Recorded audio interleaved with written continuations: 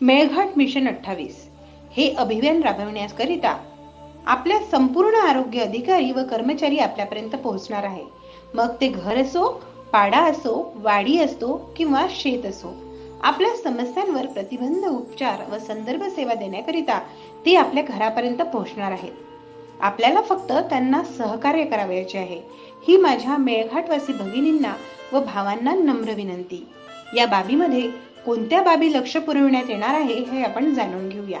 या मिशन मध्ये आपल्या घरातील गरोदर मातेचे नाव, उपकेंद्र, गावाचे नाव, प्राथमिक आरोग्य केंद्र, मातेची शेवटची मासीची पाळीची तारीख, प्रसूतीची अपेक्षित तारीख, खेप, जिवंत अपत्ये इत्यादी प्रपत्र भरून पुढील बाबींचे निरीक्षण, तपासण्या व विचारणा करण्यात येणार आहे. गरोदर मातेकरिता पुढील प्रश्नावली व निरीक्षण करण्यात येईल.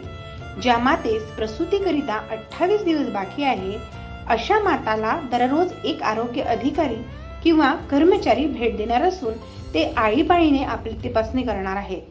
त्या भेटीमध्ये रक्तस्राव आहे का, हिमोग्लोबिनची मात्रा किती आहे, ताप येतो का, डोळ्यापुढे अंधारी येते का, संपूर्ण अंगावर सूज आहे का, झटके येत आहेत का, गर्भातील बाळाचे हृदयध्वनी किती आहे, इतर कोणत्याही कारणाने माता अतिजोखमीची आहे का, मातेने सोनोग्राफी केलेली असल्यास त्या सोनोग्राफीचा दिनांक.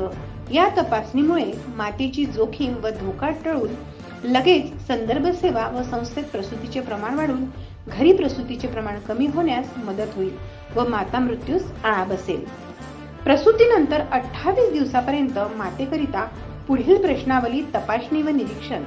चेहरा पांढुरका आहे का, ताप आहे का, स्तन मऊ अथवा कडक आहेत का, स्तनाग्रांना चिरा पडल्या आहेत का, योनी मार्गातून जास्त रक्तस्राव होत आहे का, योनी मार्गातून येणाऱ्या स्त्रावाचा रंग कसा आहे, स्त्रावाला दुर्गंधी आहे का, चेहऱ्यावर सूज आहे का, इत्यादी धोक्याची व जोखमीची चिन्ह लक्षणांची माहिती मिळाल्यास माता मृत्यू कमी होण्यास नक्कीच यश येणार.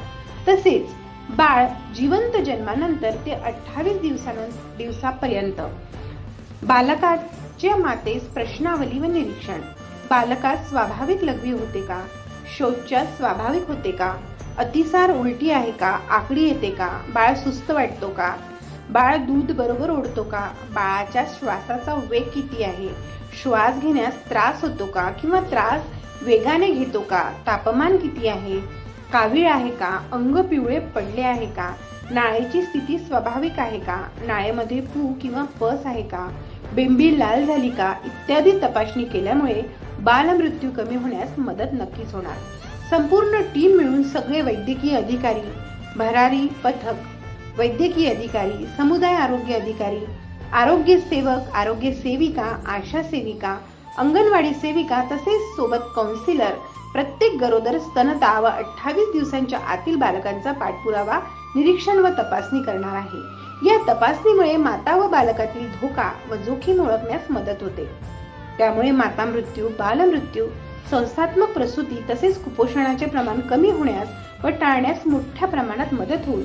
होणाऱ्या गंभीर आजाराचा प्रतिबंध, उपचार व संदर्भ सेवा देण्यास खूप मोठी मदत होणार आहे.